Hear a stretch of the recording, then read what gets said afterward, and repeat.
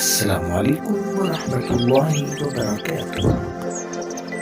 हर किस्म के रूहानी जिस्मानी मसाइल और वज़ाइफ के लिए फारूकी एनके चैनल को सब्सक्राइब करें। नहमदुहु व नुसल्लिमु अला रसूलिहिल करीम, अम्मा बाद, फ़अऊज़ु बिल्लाहि मिनश शैतानिर रजीम, बिस्मिल्लाहिर रहमानिर रहीम। ज़मा मुहतरम नाज़रीन और सामिईन, नन ستاسو په مخ کې چې په کومه موضوع باندې خبره کومه، هغه موضوع نن سبا ډیره مشهوره شوې ده په سوشل میډیا باندې او په میسیجو کې او په واتساپ ګروپونو کې دا معامله او دا مسله راځي.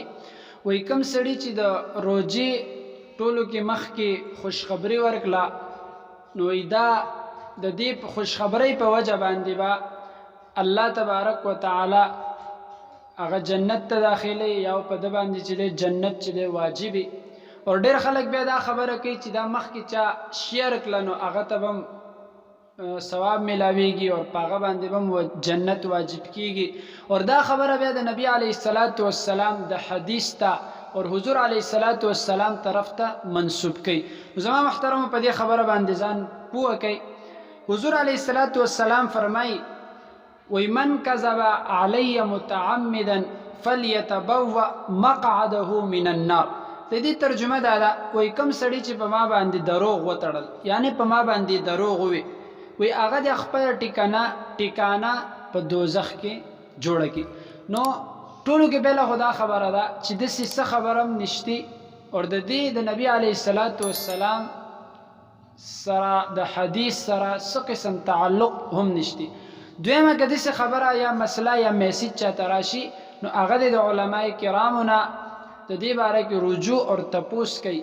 اور دریم نمبر خبره داره چې په خپل د دې معلومات کوي، د دینه معلومات نه او د تپوس نه بغیر دا مخ کې نه شیر کوي.